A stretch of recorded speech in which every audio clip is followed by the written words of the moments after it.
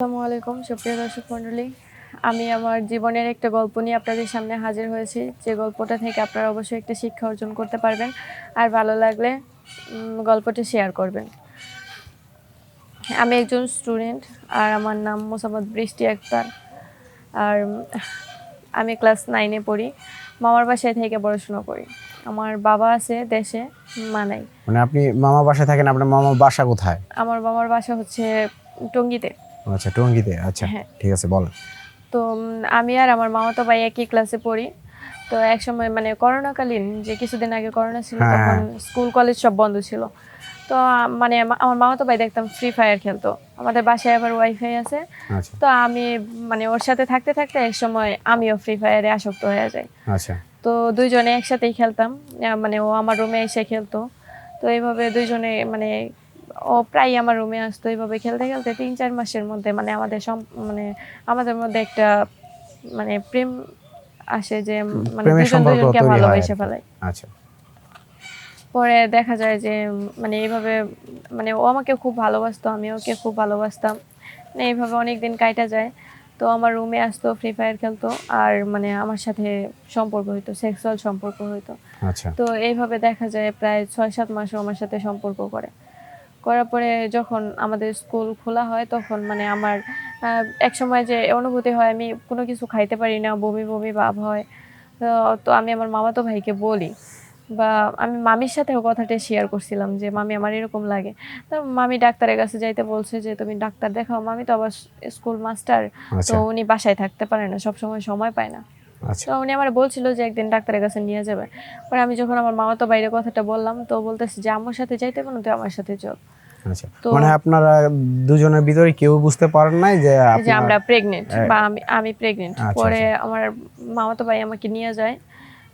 পরে ডক্টর মানে আমার অনুভূতি শুই না, উনি বলে যে একটা কাঠি দেয়, আর যে প্রস্রাব পরীক্ষা করতাম।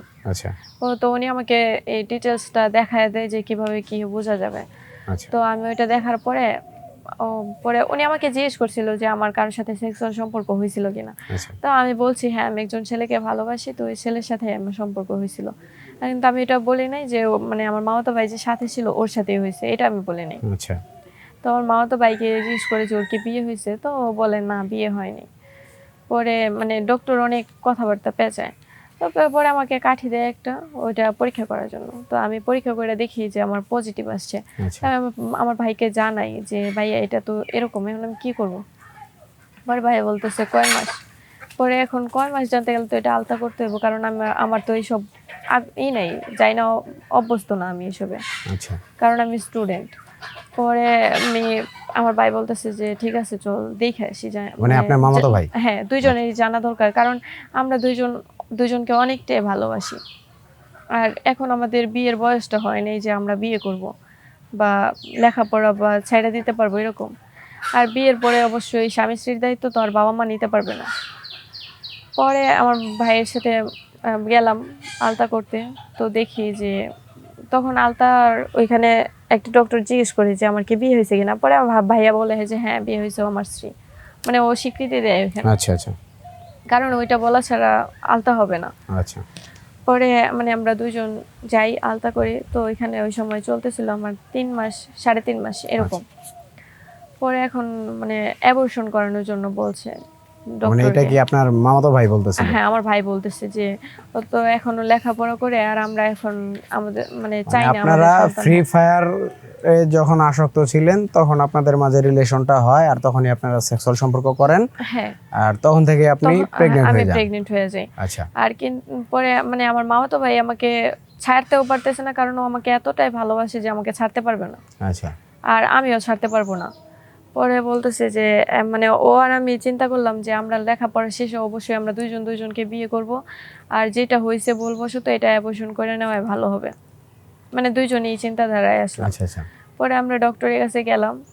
যাওয়ার পরে মানে ডক্টরকে বললাম। তো উনি মানে অ্যাবর্শন করাই দিছে আমার হাজবেন্ডের মানে আমার মামাতো ভাই, কারণ ওনারা জানতো যে উনি আমার হাজবেন্ড। তো উনি যেহেতু স্বীকৃতি দিয়েছে, ডাক্তাররা করতে পারবে বাধ্য। তো এটা করার পর বাসায় আসার পরে আমি অনেকদিন অসুস্থ হয়ে যাই।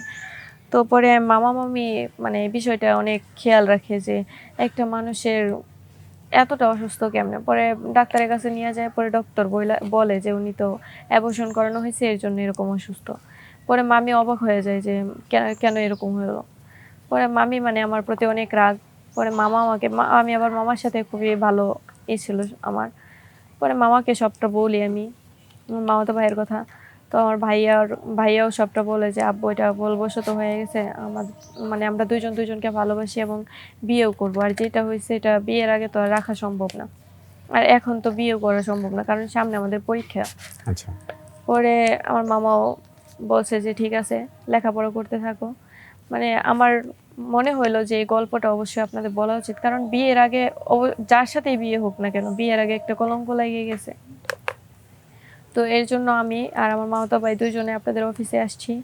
এই চিন্তা করে যে আপনাদের কাছে গল্পটা তুলে ধরবো। আর অবশ্যই আপনারা এই গল্পটা শেয়ার করবেন। ধন্যবাদ আপনাকে আপনার এত সুন্দর একটি জীবনের গল্প আমাদের কাছে উপস্থাপন করার জন্য। দর্শক, ততক্ষণ পর্যন্ত ভালো থাকুন। আবার দেখা হবে কোনো নতুন এপিসোডে। আল্লাহ হাফেজ।